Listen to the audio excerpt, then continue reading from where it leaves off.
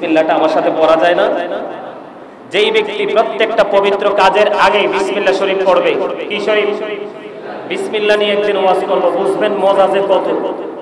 বিসমিল্লাহ শরীফ পড়বে, বিসমিল্লাহ 4টা হরফ থেকে 4টা নহর বরাদ্দ দিবে। 4টা নহর বলতে ঝর্ণা বলতে পারেন, নদী বলতে পারেন, জলাশয় বলতে পারেন, যেমন সমুদ্র বলতে পারেন। 4টা, একটা হলো মধুর নদী, একটা হলো দুধের নদী, একটা হলো শরবতের নদী, একটা হলো পানির নদী। 4টা নহর বরাদ্দ থাকবে আপনার জন্য যদি বিসমিল্লাহ প্রেমিক হতে পারেন। তবে অপবিত্র কাজের আগে নয়, পবিত্র কাজের আগে। আর মুমিন কখনো অপবিত্র কাজ করতে পারে না, ঠিক কিনা বলেন? আল্লাহ রাব্বুল আলামিন কি বলে দেখেন, ওয়ালা তাহসাবান্নাল্লাযীনা কুতিলু ফি সাবিলিল্লাহি আমওয়াতুন বাল আহইয়াউ ইনদা রাব্বিহিম ইউরযাকুন। আল্লাহু আকবার। মজা হয় নাই? সবাই প্রাণ খুলে বলতে হবে আল্লাহু আকবার। আরো জোরে বলেন আল্লাহু আকবার। আওয়াজ তুলে মুখরিত করে বলতে হবে, কারণ আমার নবী বলেছেন, ও আল্লাহর প্রিয় বান্দা, আমার প্রিয় উম্মতেরা, তোমরা যখন জান্নাতের বাগানে যাও তখন তোমরা জান্নাতের বাগান থেকে ফল খেয়ে নাও। ইয়া রাসূলুল্লাহ, ইয়া হাবিবাল্লাহ, নবী গো, ও প্রাণের নবী গো, এই জান্নাতের বাগানের ফলটা কি? আমার নবীজি বললেন, সুবহানাল্লাহ ওয়ালহামদুলিল্লাহ লা ইলাহা ইল্লাল্লাহ, সুবহানাল্লাহ ওয়ালহামদুলিল্লাহ লা ইলাহা ইল্লাল্লাহ, লা ইলাহা ইল্লাল্লাহ, লা ইলাহা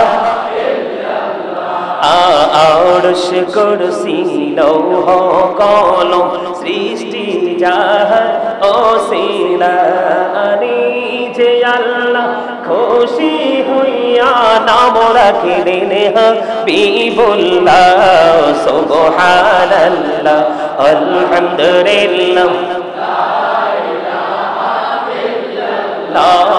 সুবহানাল্লাহ আলহামদুলিল্লাহ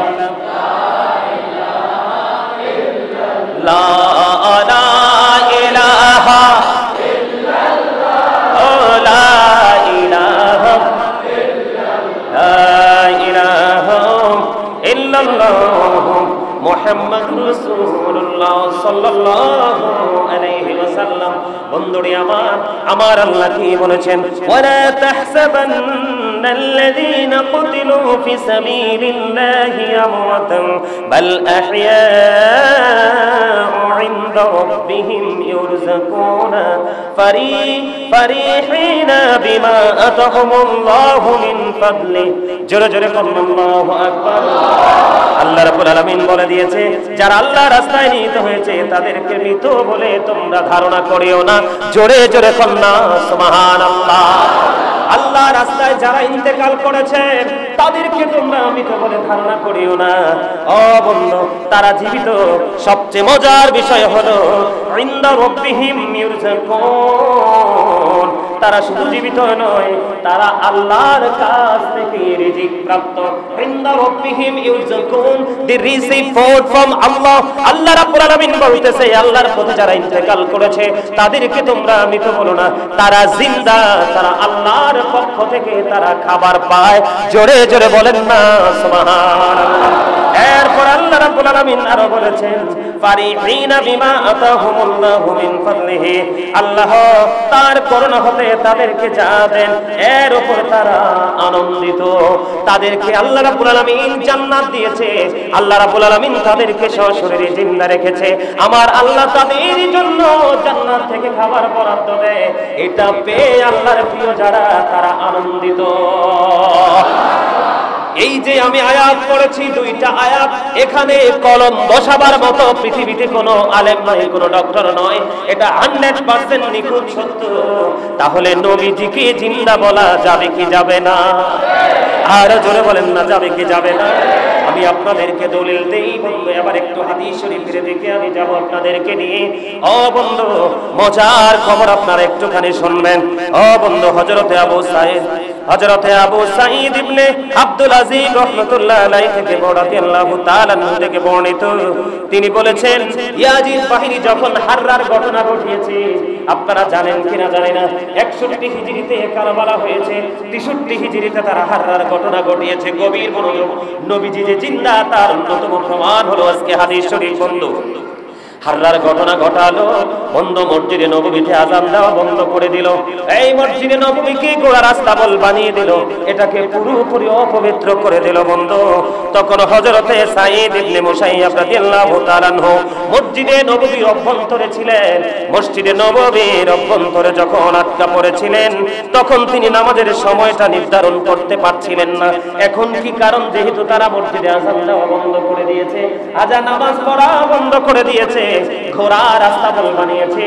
যেই মসজিদে নববীর মধ্যে নামাজ পড়লে 1 রাকাত নামাজ 50,000 রাকাতের সওয়াব পাওয়া যায়। জোরে জোরে বলুন না সুবহানাল্লাহ। ওই মসজিদে নববীর মধ্যে আযান দেওয়া বন্ধ করে দিয়েছে, আল্লাহর গোলামি জিকির করা বন্ধ করে দিয়েছে। 3 দিন পর্যন্ত সেই হাররার ঘটনা ঘটিয়েছিল।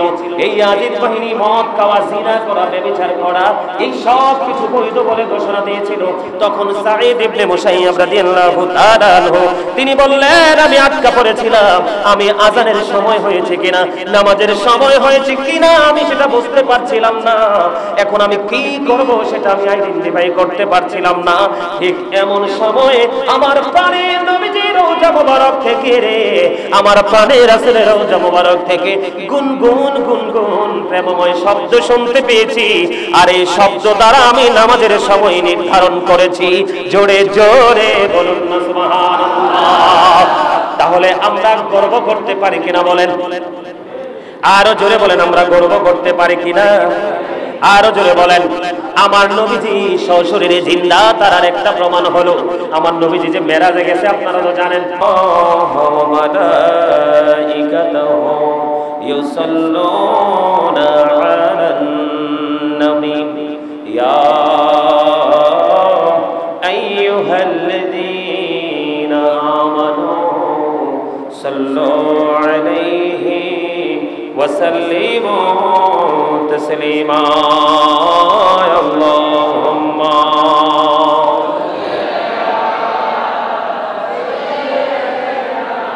মাওলানা মুহাম্মদ ওয়া আলা আলি সাইয়্যিদিনা মাওলানা মুহাম্মদ। জুমার ঘরকে কাবা বানাইয়া,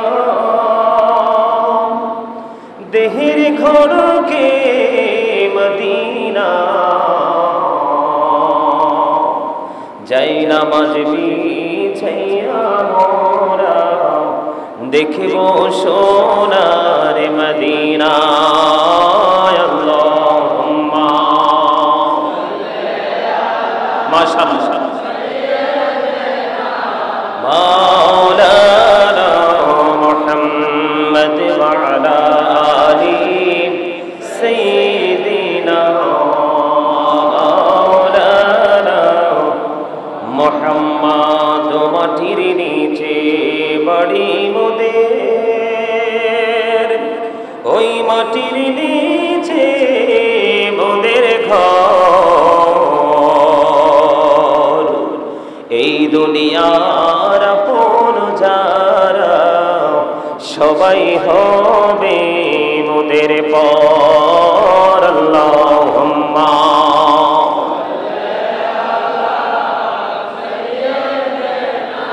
মাওলানা মুহাম্মদ ওয়া আলা আলি মাওলানা মুহাম্মদ। বান্দায় আছে বন্দী নাই, বদহালাতে জিন্দেগি, গুনায় গুনায় জীবন গেল, আখিরাতের উপায় কি? আল্লাহুম্মা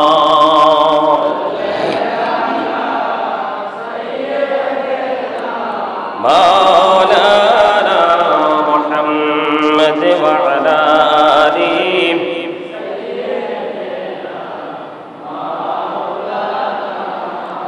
মুহাম্মাদু লা ইলাহা ইল্লাল্লাহ লা ইলাহা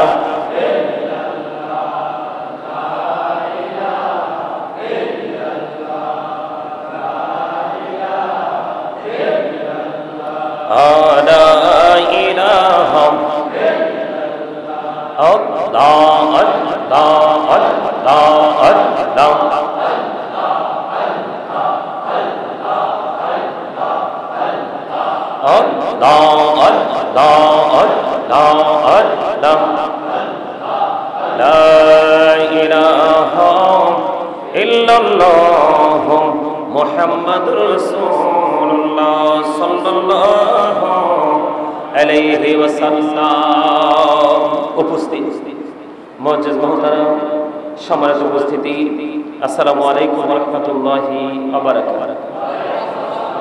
আল্লাহ রাব্বুল আলামিন আমাদেরকে আজকে পবিত্র জান্নাতের বাগানে আসার তৌফিক দিয়েছেন, বসার তৌফিক দিয়েছেন। আল্লাহর হাবিবের শানে কয়েক মর্তবা দরুদ ও সালাম, আল্লাহর জিকির করার তৌফিক আল্লাহ আমাদেরকে দিয়েছেন। সেই শুকরিয়া তার সকলে একবার করুন আলহামদুলিল্লাহ। সম্মানিত উপস্থিতি, আমরা যখন বিশেষ করে আহলে সুন্নাত ওয়াল জামাতের অন্তর্ভুক্ত যেই আলেম ওলামা, পীর মাশায়েখ এবং সাধারণ আম জনতা, নবী প্রেমিক, অলি প্রেমিক, আমরা যখন বলি নবীজি জিন্দা, অনেকেই কিন্তু এটাকে মেনে নিতে চায় না, মেনে নিতে চায় না। সব সময় একটা কথা মনে রাখবে, যেই দলিলই হন না কেন, একটা বিষয় সম্পর্কে যদি আপনাদের একেবারে 100% কোনো ধারণা না থাকে, সেটা নিয়ে কোনো কমেন্টস করা উচিত নয়। বলে হুজুর উচিত কোনটা? উচিত হলো আপনার কাছে যদি তাকে যোগ্য, দক্ষ এবং গোটা পৃথিবীর, গোটা ওয়ার্ল্ডের মানুষ যখন তাকে একজন যোগ্য, দক্ষ আলেম হিসাবে যখন চিহ্নিত করে ফেলে, তখন আপনাকে কি করা উচিত? তার কথাটা মেনে চলা উচিত, যদি সে সঠিক আকীদার হয়। কিসের হয়? আপনার আমার সবকিছুই কিন্তু ডিপেন্ডেন্ট কিসের উপরে? আকীদার উপরে। আপনার আকীদা যদি ঠিক না থাকে, আপনার আমার জীবনে যত আমলই করি না কেন, সেটা কখনোই গ্রহণযোগ্য হবে না, এবং সেই আমল দিয়ে আমরা কখনোই আল্লাহর রহমত, দিদার প্রাপ্ত বান্দাদের অন্তর্ভুক্ত হতে পারবো না। আপনাদের সবাইকে মনে রাখতে হবে, আহলুস সুন্নাহ ওয়াল জামাত ইজ দ্য বেস্ট পার্টি। রাসূল বলেছেন, মা আনা আলাইহি ওয়া আসহাবি। রাসূল বলেছেন, রাসূল এবং রাসূলের সাহাবায়ে কেরামদেরকে যারা অনুকরণ করবে, তারাই জান্নাতি, আর তারাই হলো সত্যিকারের আহলুস সুন্নাহ ওয়াল জামাত। সুবহানাল্লাহ বলেন। এই কথাগুলো বলার কারণ হলো কি?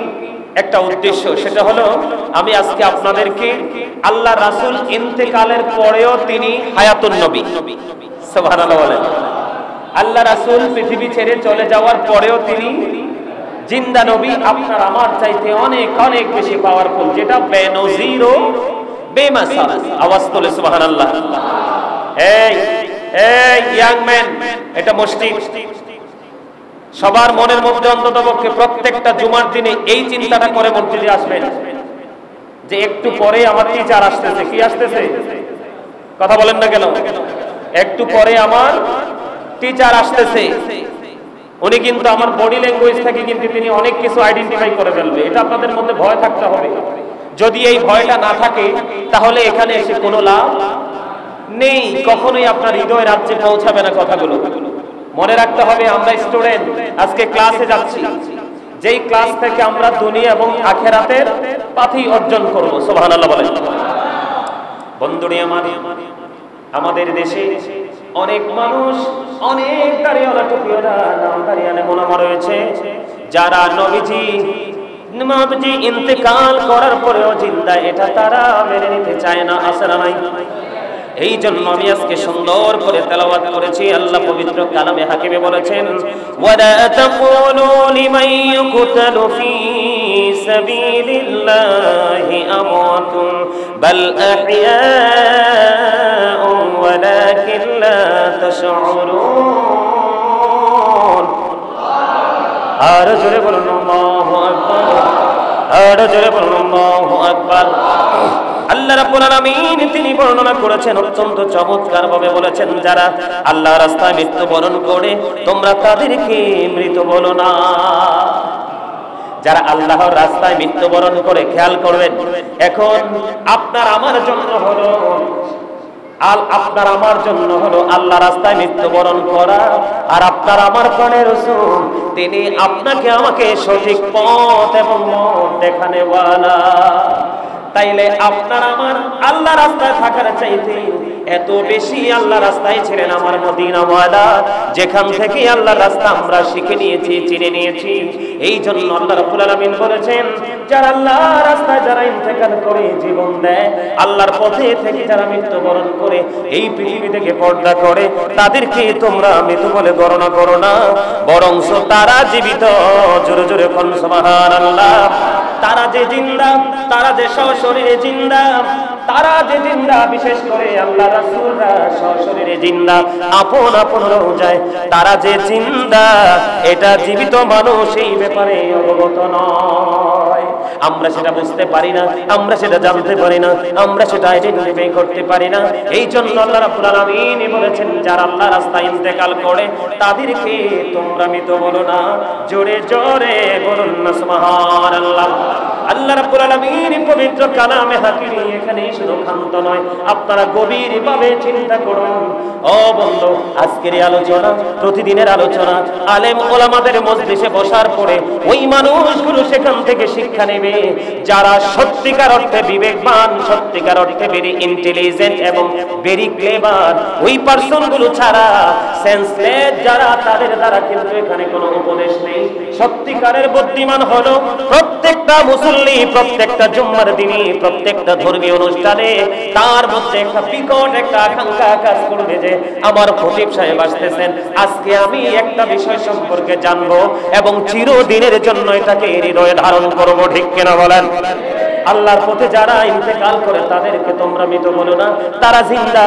কিন্তু তারা জিন্দা যে এটা তোমরা, আমরা জীবিতরা এটা কখনোই উপলব্ধি করতে পারি না। এটা বলেছেন কে? আর জোরে বলেন। ওমা, আল্লাহর নাম কন্যা কিনলে জোরে বলেন আল্লাহ। আর জোরে আল্লাহ। যে আল্লাহ কন্টিনিউ আপনি এত অন্যায় অপরাধ করার পরে এত মজা খাওয়াচ্ছে, সে আল্লাহর নামটা একটু মজা করে নেওয়া যায় না? দেখা তো ওখানে এখানে প্রত্যেকটা জায়গায় আল্লাহরই তো প্রয়োজন। ঠিক কিনা বলে? আর জোরে। এবার আরো মজার জায়গা আছে বন্ধু, গভীরভাবে খেয়াল করেন। বিসমিল্লাহির রহমানির রহিম। বিসমিল্লাহটা আমার সাথে পড়া যায় না? যেই ব্যক্তি প্রত্যেকটা পবিত্র কাজের আগে বিসমিল্লাহ শরীফ পড়বে, কি শরীফ? বিসমিল্লাহ নিয়ে একদিন ওয়াজ করব, বুঝবেন মজা যে কত। বিসমিল্লাহ শরীফ পড়বে, বিসমিল্লাহ 4টা হরফ থেকে 4টা নহর বরাদ্দ দিবে। 4টা নহর বলতে ঝর্ণা বলতে পারেন, নদী বলতে পারেন, জলাশয় বলতে পারেন, যেমন সমুদ্র বলতে পারেন। 4টা, একটা হলো মধুর নদী, একটা হলো দুধের নদী, একটা হলো শরবতের নদী, একটা হলো পানির নদী। 4টা নহর বরাদ্দ থাকবে আপনার জন্য যদি বিসমিল্লাহ প্রেমিক হতে পারেন। তবে অপবিত্র কাজের আগে নয়, পবিত্র কাজের আগে। আর মুমিন কখনো অপবিত্র কাজ করতে পারে না। ঠিক কিনা বলেন? আল্লাহ রাব্বুল আলামিন কি বলে দেখেন, ওয়ালা তাহসাবান্নাল্লাযীনা কুতিলু ফি সাবিলিল্লাহি ইয়ামুতুন বাল আহইয়াউ ইনদা রাব্বিহিম ইউরযাকুন। আল্লাহু আকবার। মজা হয় নাই? সবাই প্রাণ খুলে বলতে হবে আল্লাহু আকবার। আরো জোরে বলেন আল্লাহু আকবার। আওয়াজ তুলে মুখরিত করে বলতে হবে, কারণ আমার নবী বলেছেন, ও আল্লাহর প্রিয় বান্দা, আমার প্রিয় উম্মতেরা, তোমরা যখন জান্নাতের বাগানে যাও তখন তোমরা জান্নাতের বাগান থেকে ফল খেয়ে নাও। ইয়া রাসূলুল্লাহ, ইয়া হাবিবাল্লাহ, নবী গো, ও প্রাণের নবী গো, এই জান্নাতের বাগানের ফলটা কি? আমার নবীজি বললেন, সুবহানাল্লাহ ওয়ালহামদুলিল্লাহ লা ইলাহা ইল্লাল্লাহ, সুবহানাল্লাহ ওয়ালহামদুলিল্লাহ লা ইলাহা ইল্লাল্লাহ, লা ইলাহা ইল্লাল্লাহ, লা ইলাহা আরশ কুরসি লৌহ কলম সৃষ্টি যাহার ওসিলা যে আল্লাহ খুশি হইয়া নাম রাখিলেন হাবিবুল্লাহ সুবহানাল্লাহ আলহামদুলিল্লাহ সুবহানাল্লাহ আলহামদুলিল্লাহ লা ইলাহা ইল্লাল্লাহ লা ইলাহা ইল্লাল্লাহ মুহাম্মাদুর রাসূলুল্লাহ সাল্লাল্লাহু আলাইহি ওয়াসাল্লাম। বন্ধুরে আমার আল্লাহ কি বলেছেন? ওয়ালা তাহসাবান্নাল্লাযীনা কুতিলু ফি সাবিলিল্লাহি আমওয়াতান বাল আহইয়াউ ইনদা রাব্বিহিম ইউরযাকুনা ফারিহিনা বিমা আতাহুমুল্লাহু মিন ফাদলি। জোরে জোরে বলুন আল্লাহু আকবার। আল্লাহ রাব্বুল আলামিন বলে দিয়েছে, যারা আল্লাহ রাস্তায় নিহিত হয়েছে তাদেরকে মৃত বলে তোমরা ধারণা করিও না। জোরে জোরে কন্যা সুবহানাল্লাহ। আল্লাহ রাস্তায় যারা ইন্তেকাল করেছে তাদেরকে তোমরা মৃত বলে ধারণা করিও না। ও বন্ধু, তারা জীবিত। সবচেয়ে মজার বিষয় হলো ইনদা রাব্বিহিম ইউরযাকুন, তারা শুধু জীবিত নয়, তারা আল্লাহর কাছ থেকে রিজিক প্রাপ্ত। ইনদা রাব্বিহিম ইউরযাকুন, দি রিসিভ ফুড ফ্রম আল্লাহ। আল্লাহ রাব্বুল আলামিন বলতেছে, আল্লাহর পথে যারা ইন্তেকাল করেছে তাদেরকে তোমরা মৃত বলো না, তারা জিন্দা, তারা আল্লাহর পক্ষ থেকে তারা খাবার পায়। জোরে জোরে বলেন না সুবহানাল্লাহ। এরপর আল্লাহ রাব্বুল আলামিন আরো বলেছেন, ফারিহিনা বিমা আতাহুমুল্লাহু মিন ফাদলিহি, আল্লাহ তার করুণা হতে তাদেরকে যা দেন এর উপর তারা আনন্দিত। তাদেরকে আল্লাহ রাব্বুল আলামিন জান্নাত দিয়েছে, আল্লাহ রাব্বুল আলামিন তাদেরকে সশরীরে জিন্দা রেখেছে। আমার আল্লাহ তাদের জন্য জান্নাত থেকে খাবার বরাদ্দ দেয়। এটা পেয়ে আল্লাহর প্রিয় যারা তারা আনন্দিত। এই যে আমি আয়াত পড়েছি, দুইটা আয়াত, এখানে কলম বসাবার মতো পৃথিবীতে কোনো আলেম নয়, কোনো ডক্টর নয়, এটা 100% নিখুঁত সত্য। তাহলে নবীজিকে জিন্দা বলা যাবে কি যাবে না? আর জোরে বলেন না, যাবে কি যাবে না? আমি আপনাদেরকে দলিল দেই বন্ধু। এবার একটু হাদিস শরীফের দিকে আমি যাব আপনাদেরকে নিয়ে। ও বন্ধু, মজার খবর আপনারা একটুখানি শুনবেন।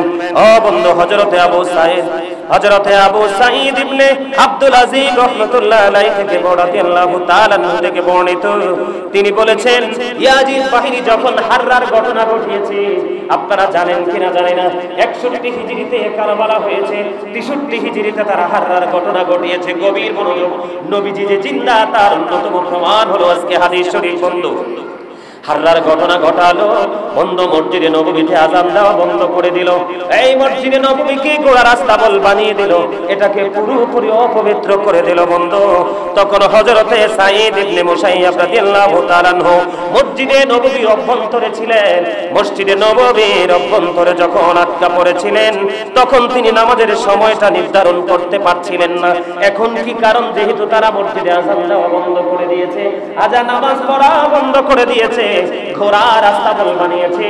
যেই মসজিদে নববীর মধ্যে নামাজ পড়লে এক রাকাত নামাজ 50,000 রাকাতের সওয়াব পাওয়া যায়। জোরে জোরে বলুন না সুবহানাল্লাহ।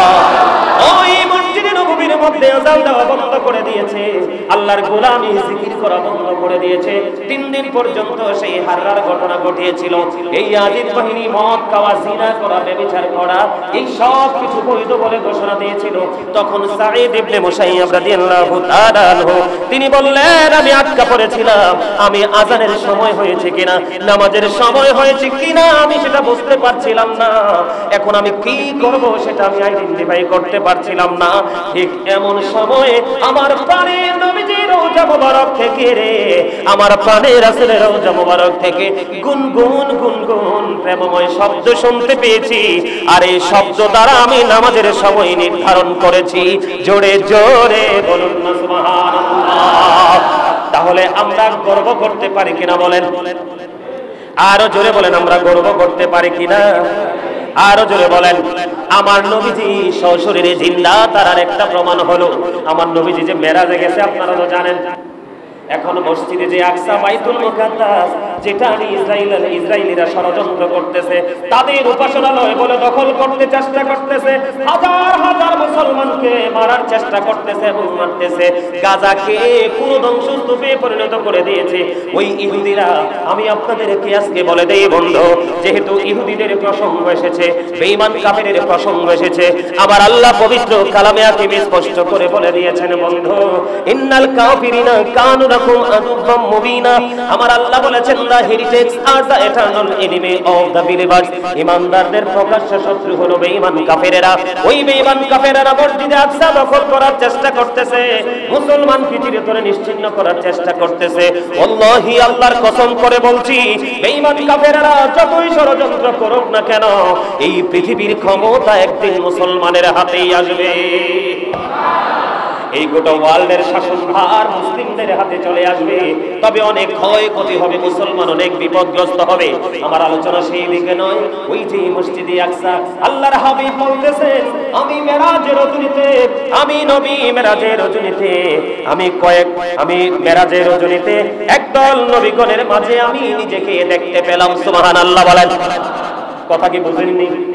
আমার নবীজি যে জিন্দা তার প্রমাণ দিচ্ছি, আপনারা বুঝতে হবে। শুধু ওয়াজ শুনলে চলবে না, এখান থেকে কোন বিষয়টা গুরুত্বপূর্ণ বুঝতে হবে। একটু আগে যে হাদিস শরীফ পড়লাম, সাঈদ ইবনে মুসাইয়াব রাদিয়াল্লাহু তাআলা আনহু মসজিদে নববীর মধ্যে আটকা পড়ে আছে। আজানের সময় কিভাবে পড়বে, কেমন করে পড়বে, সময় হয়েছে কিনা তিনি বুঝতে পেরেছিলেন না, কারণ তিনি অবরুদ্ধ ছিলেন। এই জন্য তিনি চিন্তা করতেছিলেন নামাজের সময় হয়েছে কিনা। তখন আল্লাহর হাবিবের পবিত্র জবানের গুনগুন শব্দ শুনতে পেয়েছি, রওজা থেকে গুনগুন শব্দ বের হয়ে এসেছে। এতে বোঝা যায় প্রাণের নবীজি রওজা মুবারকে জিন্দা। ঠিক কিনা বলেন? আরো জোরে। খবর মজা লাগে কি লাগে না? কার কার কাছে মজা লাগে দুই হাত তুলে দেখান, সোজা করে স্টেজ ফরওয়ার্ড ভাবে। নবী যদি মৃত হতো, নামের আগে মরহুম হতো, নূর নবীকে মরহুম বলতে সাহস না পাই কোন, দুজাহানে নাই কেহ তাহার সমতুল। বলে দুজাহানে নাই কেহ তাহার সমতুল। আল্লাহর ইচ্ছায় কাজ করো, রাসূল প্রেমিকে মুর্শিদ ধরো। আল্লাহর ইচ্ছায় কাজ করো, রাসূল প্রেমিকে মুর্শিদ ধরো। দুজাহানের সুখের ভান্ডার তোমায় দিয়েছি। মুসলিমি নামে এই কথাটি কয়জন ভেবেছি, হায়রে কয়জন ভেবেছি। বলেন মুসলিমি নামে এই কথাটি কয়জন ভেবেছি, হায়রে কয়জন ভেবেছি। মারহাবা বলেন, আর জোরে বলেন মারহাবা। সকল মানুষ মরে গেলে নামের আগে মরহুম বলে, ঠিক কিনা বলেন? সকল মানুষ মরে গেলে নামের আগে মরহুম বলে, নূর নবীকে মরহুম বলতে সাহস না পাই কোন, দুজাহানে নাই কেহ তাহার সমতুল। হায়রে দুজাহানে নাই কেহ তাহার সমতুল। মারহাবা, আর জোরে বলেন না মারহাবা। আমার প্রাণের নবীজি বললেন, আমি মেরাজের রজনীতে আমি নবীদের মধ্যে আমাকে দেখতে পেলাম। এর মধ্যে আল্লাহর হাবিব বলতেছেন, আমি মুসা কালিমুল্লাহকে দেখতে পেয়েছি, ওনার চুলগুলো কোকড়ানো। সুরকন্না সুবহানাল্লাহ। তাহলে নবীজি যে দেখেছে, নবীজি যে সশরীরে জিন্দা, এটার মধ্যে বিন্দু পরিমাণ কোনো সন্দেহ আসেনি? আরো জোরে বলেন না আসেনি? নবীজি যে সশরীরে জিন্দা, এটার মধ্যে বিন্দু পরিমাণ কোনো সন্দেহ নেই। তিনি বললেন, আমি মেরাজের রজনীতে নবীদের মাঝে আমি দেখতে পেলাম, আমি নিজেকে, আমি মুসা কালিমুল্লাহকে দেখতে পেলাম তিনি নামাজ পড়ে। আরো দেখতে পেলাম ওনার চুলগুলো কোকড়ানো। জোরে কন্যা সুবহানাল্লাহ। এরপরে আমার নবী বলেছেন, শুধু তাই নয়, আমি ঈসা রুহুল্লাহকে দেখতে পেলাম। জোরে জোরে কন্যা সুবহানাল্লাহ। ঈসা রুহুল্লাহকে আমি দেখতে পেলাম, তিনিও নামাজ পড়তেছেন। জোরে জোরে কন্যা সুবহানাল্লাহ। এরপরে তিনি বলেছেন, আল্লাহর হাবিব সরকারে মদিনা তিনি বলেছেন, আমি ইব্রাহিম খলিলুল্লাহকে দেখতে পেলাম দাঁড়িয়ে দাঁড়িয়ে নামাজ পড়তেছেন। জোরে জোরে কন্যা সুবহানাল্লাহ। আল্লাহর হাবিব সরকারে মদিনা তিনি বললেন, তারপরে আমি সকলের নামাজের ইমাম হয়ে গেলাম, আমি সকলকে নিয়ে ইমামতি করে দিলাম। জোরে জোরে কন্যা সুবহানাল্লাহ। এবার আপনারা বলেন, আমার নবী সশরীরে জিন্দা কিনা? তবে আপনি আমি যেইভাবে সশরীরে পৃথিবীতে বিচরণ করতেছি, আপনি আমি যেইভাবে সশরীরে একজন আরেকজনের সাথে কথা বলতেছি, এটা বন্ধু এই জায়গাটা থেকে নবীজি আড়ালে, কিন্তু নবীজির বাকি কোনো কিছুই কিন্তু কি নাই, মরা নাই, একদম অ্যাক্টিভ আছে। জোরে জোরে কন্যা সুবহানাল্লাহ। তাহলে নবীজি যে সশরীরে জিন্দা, আর কোনো প্রমাণ লাগবে না। আমি তারপর আপনাদেরকে প্রমাণ দিয়ে দেই বন্ধু। হযরতে আবু দারদা রাদিয়াল্লাহু তাআলা আনহু থেকে বর্ণিত, তিনি বলেন রাসূল সাল্লাল্লাহু আলাইহি ওয়াসাল্লাম ইরশাদ করেছেন, তোমরা জুমার দিনে বেশি বেশি করে দুরূদ পড়ো। ও মুহাম্মদ সুবহানাল্লাহ বলেন না বললেন? দুরূদ শরীফ পড়ে যারা আশিকে রাসূল, বলেন মিলাদ শরীফ পড়ে যারা আশিকে রাসূল। যিনি হলেন আল্লাহ তাআলার, যিনি হলেন আল্লাহ তাআলার সৃষ্টি কুলের মূল, দুরূদ শরীফ পড়ে যারা আশিকে রাসূল, মিলাদ পড়ছে রব তাআলা, ঈমানদারির দল সে কাজ করছে নিরালা। বলেন দুরূদ পড়ছে রব তাআলা, ঈমানদারির দল সে কাজ করছে নিরালা। রহমতে পাবে ক্ষমা পাবে, রহমতে পাবে ক্ষমা পাবে বলেছে রাসূল, দুরূদ শরীফ পড়ে যারা আশিকে রাসূল, বলেন মিলাদ শরীফ, বলেন দুরূদ শরীফ পড়ে যারা আশিকে রাসূল। মারহাবা। দুরূদ is the most excellent prayer Muslim religion। ধর্মাবলম্বীদের জন্য গুরুত্বপূর্ণ মহা ইবাদত হলো নবীর প্রেমের দুরূদ। যেই দুরূদ না পড়লে আপনার নামাজ পর্যন্ত আল্লাহর কাছে পৌঁছাবে না।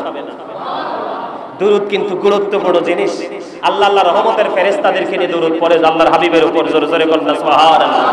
আপনার আমার প্রাণের রাসূল তিনি বললেন, তোমরা বেশি বেশি করে জুমার দিনে দুরূদ পড়ো, অধিক পরিমাণে দুরূদ শরীফ পাঠ করো, কেননা শুক্রবার দিনে বিশেষ ফেরেশতা পৃথিবীর জমিনে উপস্থিত হয়।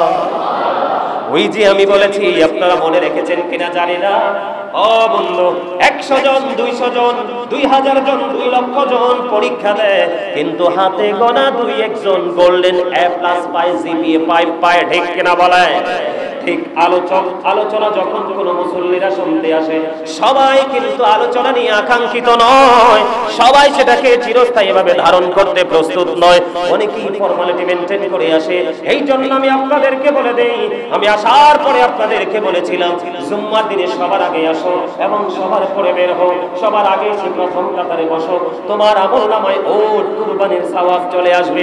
আর যদি ধৈর্য ধরে ধরে ধরে ধরে তুমি যদি প্রতিজ্ঞা করো, না জুমার দিন আমার জীবনে স্পেসিফিক স্পেশাল একটা নিয়ামত, আমি আসবো সবার আগে, সবচেয়ে সুন্দর পোশাক পরে সুন্দরভাবে সেজে গুজে বের হব আমি সবার পরে। আমার নবীজি বলে দিয়েছেন, তুমি যখন সবার পরে বের হবে, তোমার প্রত্যেকটা কদমে কদমে বাড়ি যাইতে যতগুলো কদম লাগবে, আমরা বাঙালি বলি কাইক, কি একটা কাইক, 2টা কাইক, 3টা কাইক, ঠিক কিনা বলেন? আমার বাড়ি চাইতে যতগুলো কাইক লাগবে, প্রত্যেকটা কাইকের বিনিময়ে, প্রত্যেকটা কদমের বিনিময়ে 1 বছর করে করে নফল ইবাদতের সওয়াব দেওয়া হবে। জোরে জোরে বলেন না সুবহানাল্লাহ। এই জন্য আমার আপনার প্রাণের রাসূল তিনি বলেছে, তোমরা জুমার দিন হলো বিশেষ দিন, এটা হলো গরিবের হজের দিন এবং মুমিনের ঈদের দিন। জুমার দিনে মুমিন যত বেশি খুশি হয় রে, পৃথিবীতে আর কেউ বন্ধু অত খুশি হয় না। বলে হুজুর কেন মুমিন এত খুশি হয়? খাবারের জন্য নয় বন্ধু, শুধুমাত্র এই জুমার দিনে সবাই একত্রিত হবে, প্রেমের এক মিলন মেলা তৈরি হবে এবং জুমার দিনে স্পেশাল আলোচনা শোনা যায়, আল্লাহ এবং আল্লাহ রাসূলের কাছে যাওয়ার যে রাস্তাটা আইডেন্টিফাই করা যায়, এটার জন্য মুমিন অধীর আগ্রহে থাকে। যেই ব্যক্তি অধীর আগ্রহে থাকে সে হলো সচ্চা ঈমানদার, যদিও সে একজন পৃথিবীর দৃষ্টিতে নরমাল একজন রিকশা চালক। ওমা সুবহানাল্লাহ বলেন না কেন? আরো জোরে সুবহানাল্লাহ। কিন্তু জান্নাতীদের জন্য জান্নাতি ফল জান্নাতি নিয়ামত। নবীজি বলেছেন বেশি বেশি করে তোমরা দরুদ পড়ো, কারণ শুক্রবার দিনে বিশেষ ফেরেশতা পৃথিবীতে উপস্থিত হয়। তোমাদের যে কেহ আমার প্রতি দরুদ শরীফ পাঠ করে তার দরুদ আমার নিকট পেশ করা হয়। আর জোরে কন্যা সুবহানাল্লাহ। শুধু আপনার নাম নয়, আপনার বাবার নাম, দাদার নাম, বংশের নাম সহকারে তালিকা হয় এবং সেই অনুপাতে আল্লাহর হাবিব সরকারে দুজাহার কাছে আপনার দরুদ পৌঁছে দেওয়া হয়। কারণ আমার নবী তো সশরীরে জিন্দা। জোরে জোরে বলুন সুবহানাল্লাহ, আর জোরে বলুন না সুবহানাল্লাহ। বর্ণনাকারী সাহাবী বললেন, আমি আবেদন করলাম আপনার ইন্তেকালের পরও কি আপনার নিকট দরুদ শরীফ পেশ করা হবে? এবার উত্তরে রাসূল সাল্লাল্লাহু আলাইহি ওয়াসাল্লাম বললেন, ইন্তেকালের পরও তোমাদের দরুদ শরীফ আমার নিকট পেশ করা হবে। কেননা আল্লাহ তাআলা জমিনের জন্য আম্বিয়া কেরামের দেহ মোবারক বক্ষণ করা হারাম করে দিয়েছে। সুবহানাল্লাহ। ওয়াজ কি বুঝেন নাই? কি বুঝতে পারছেন? প্রশ্ন করা কিন্তু জায়েজ নাই আপনাদেরকে। তারপরে বলে ফেললাম, কি বুঝতে পেরেছেন? কি বুঝতে পেরেছেন? নবীজি কি যিনি হাদিস বর্ণনাকারী সাহাবী প্রশ্ন করলেন, ইয়া রাসূলুল্লাহ, ইয়া হাবিবাল্লাহ, নবী গো, আপনার ইন্তেকালের পরও কি দরুদ শরীফ পড়ব এবং এই দরুদ কি আপনার কাছে পৌঁছে দেওয়া হয়? নবীজি বললেন, হ্যাঁ, এই দরুদ আমার ইন্তেকালের পরেও পৌঁছে দেওয়া হয়, আমার কাছে পৌঁছে দেওয়া হয়। কারণ নবীদের দেহ মোবারক বক্ষণ করা, নবীদের রাসূলদের দেহে মাটির জন্য টাচ করা আমার আল্লাহ হারাম করে দিয়েছে। মাটি সাবধানে থাকো। আবার প্রিয় হাবিব নবী রাসূল যখন এই পৃথিবীর জমিন থেকে তারা জাস্ট পর্দা করবে, মৃত্যু তো তাদের জন্য একটা ফর্মালিটি, ঠিক কিনা বলেন? তারের জন্য একটা ফর্মালিটি, মৃত্যুবরণ করবে মাটি রে। আমার ওই প্রিয়জনদেরকে তুমি টাচ করো না। এটা শুধু টাচ করো না এমন নয়, এটা মাটির জন্য আমার আল্লাহ হারাম করে দিয়েছেন। জোরে জোরে বলুন না সুবহানাল্লাহ। হাদিস শরীফের মধ্যে এসেছে, আল্লাহর প্রিয় হাবিব নবী রাসূলরা যখন ইন্তেকাল করে তাদেরকে 40 দিন অথবা 40 রাতের পরে বেশি আর তাদেরকে তাদের আপন আপন রওজায় রাখা হয় না। জোরে জোরে বলুন সুবহানাল্লাহ। তাদেরকে স্থানান্তর করা হয়। তারা বন্ধু আল্লাহ রাব্বুল আলামিন তাদেরকে চাইলে যেখানে ইচ্ছা সেখানে পাঠাতে পারেন, যেই কোনো জায়গায় অ্যাটেন্ড করাতে পারেন। জোরে কন্না সুবহানাল্লাহ। ও বন্ধু, নবীরা তারা কেমন জানেননি? আল আম্বিয়াউ আহইয়াউন ফি কুবুরিহিম ইউসাল্লুন। নবীগণ তারা আপন আপন রওজায় জীবিত, তারা নামাজরত অবস্থায় আছে। জোরে জোরে কন্না সুবহানাল্লাহ। তারা ইবাদতরত অবস্থায় আছে। বন্ধু, তারা আপনার আমার মতো এমনি প্র্যাকটিক্যালি দেখা সাক্ষাৎ করবে না। এইটা ছাড়া সব কিছু আল্লাহ রাব্বুল আলামিন তাদেরকে করার ক্ষমতা দিয়েছেন, পাওয়ার দিয়েছে। হাদিস শরীফের মধ্যে এসেছে 40 দিন অথবা 40 রাতের পরে তাদেরকে আর তাদের এই রওজায় রাখা হয় না, তাদেরকে বিভিন্ন জায়গায় স্থানান্তর করা হয়। আপনি যদি চান, আপনি যদি সত্যিকারের নবী প্রেমিক হন, আপনি নবীর প্রেম, নবীর আদর্শের মাধ্যমে যদি আপনি আল্লাহকে পেতে চান, তাহলে আপনার জানাজায় পর্যন্ত রাসূল শরীক হয়ে যায়। জোরে জোরে বলেন না সুবহানাল্লাহ, আর জোরে বলেন না সুবহানাল্লাহ। তাহলে নবীজি সশরীরে জিন্দা, এতে বিন্দু পরিমাণ কোনো সন্দেহ আসেনি? আপনারা বলেন, আর জোরে বলেন আসেনি? আরো জোরে। বন্ধুরে আমার, তাদের মৃত্যুবরণ করার পর এই পৃথিবী থেকে চলে যাওয়ার পরে তাদেরকে তাদের দেহ মোবারকে তাদের রূহটা খুব যত্ন সহকারে ফিরিয়ে দেওয়া হয়। জোরে কন্না সুবহানাল্লাহ। আপনারা যদি সত্যিকারের নবী প্রেমিক হন, অলি প্রেমিক হন, আমি আপনাদেরকে বলে দিতে চাই, আপনারা একটু গভীরভাবে খেয়াল করবেন। ছোট্ট করে বলে দিতে চাই, আপনি যদি মুমিন হয়ে কবরে যান, আপনার ইন্তেকালের পরে বন্ধু আপনার কবরটা দৈর্ঘ্যে প্রস্থে 70 গুণ প্রশস্ত হয়ে যাবে, নূরের আলোয় আলোকিত করা হবে এবং আপনাকে নতুন বরের মতো ঘুম পাড়িয়ে দেওয়া হবে। এটা হাদিস শরীফ। জোরে কন্না সুবহানাল্লাহ। সম্মানিত উপস্থিতি, গতকালকে টিভিতে দেখলাম মাইকে ঘোষণা দিয়ে হোমনাতে 4টা মাজার ভাঙা হয়েছে। কয়টা মাজার? একটা মাজারে আগুন দেওয়া হয়েছে, একবারে পুড়িয়ে ছাই করে দেওয়া হয়েছে মাইকে ঘোষণা দিয়ে। নাউজুবিল্লাহ বলবেন না? আর জোরে বলেন। আল্লাহর হাবিব বলেছেন, একটা সাধারণ মানুষ যার জীবনে নামাজ ছেড়ে দেওয়া ছিল, সুদ ছিল, ঘুষ ছিল, অন্যায় ছিল, অপরাধ ছিল, বিভিন্ন রকমের অপরাধের সাথে যুক্ত ছিল, একেবারে অতি সাধারণ মুসলমান, একজন সাধারণ মুসলমান যদি ইন্তেকাল করে, ইন্তেকাল তাকে কবরে রাখার পরে জীবিত মানুষ, এটা গভীর খেয়াল করে বুঝবেন, কারণ আপনাদের পাশে একটা গণকবর আছে, আছে না নাই? এটা আপনাদের মাথায় রাখতে হবে সবাইকে। আল্লাহ রাসূল বলেছেন একটা কবরের উপরে বসার চাইতে, খেয়াল করেন, একটা কবরের উপরে বসার চাইতে একজন মানুষের শরীরে আগুন লাগিয়ে দেওয়া। আগুন লাগলে কি জামাটা পুড়ে যাবে না? জামাটা পুড়ে যাবে, জামাটা পুড়ে তার শরীরের চামড়াটা পুড়ে যাওয়া তার জন্য অনেক উত্তম একটা কবরের উপরে বসার চাইতে। সুবহানাল্লাহ বলবেন না? এখানে কি মুসলমানের ইজ্জত বেশ বাড়লো না কমলো? মানে আপনার শরীরে আগুন লাগিয়ে দেওয়া, আগুন লেগে জামা পরে যাওয়া, চামড়া পরে যাওয়া, বডি পরে যাওয়া আপনার জন্য অনেক উত্তম একজন সাধারণ মুসলমানের কবরের উপরে বসার চাইতে। তাহলে একজন আল্লাহর ওলির মাজারে কিভাবে আগুন দেয়? নাউজুবিল্লাহ বলবেন না? আরো জোরে বলেন। আমি একটু আগে বলছি না, যারা আল্লাহর পথে জীবন দেয় তারা জিন্দা, এই সম্পর্কে জীবিতরা অবগত নয়। আল্লাহ তাদেরকে জান্নাত থেকে খাবার পর্যন্ত বরাদ্দ দেয়। জোরে কোন সুবহানাল্লাহ। এটা কোরআন থেকে প্রমাণ, হাদিস না। তো এই জন্য আমি আপনাদেরকে বিনীতভাবে অনুরোধ করব, আপনারা যারা আছেন এলাকাবাসী শোনেন, এই দেশে যারা আজকে গুন্ডামি করতেছে, মাজার পোড়াচ্ছে একজন ব্যক্তিকে ইস্যু করে, একটা যেই কোনো ইস্যু তারা তৈরি করছে কৌশলে, তারা কিন্তু আসলে কোনো দলের নয়, তারা উগ্র, তারা জঙ্গিবাদ কায়েম করতে চায় বাংলাদেশে। কথা কি বুঝতে পারছেন? এরা জঙ্গি, উগ্র। আপনার এলাকায় যদি একজনও থাকে সবাই মিলে তাকে প্রতিহত করবেন, এটা আমার আদেশ। একজনও যদি থাকে তাকে প্রতিহত করবেন, কারণ সেই কিন্তু আপনার এই সমাজকে অশান্তিকর, অস্থিতিশীল করার জন্য ভূমিকা রাখবে। সে আপনার মাঝে থেকে আপনার তথ্য, আপনার সব দুর্বল জায়গা সে খুঁজে বের করবে, বের করে সবলটা মারবে। ঠিক কিনা বলেন? মনে রাখবেন, আজকে যে মসজিদে নামাজ পড়তেছি সেটা আল্লাহর ওলিদের অবদান। কথা বলেন না কেন? আজকে যে পাঞ্জাবি পরা, টুপি পরা, নামাজ পড়া শিখেছে আল্লাহর ওলিদের অবদান।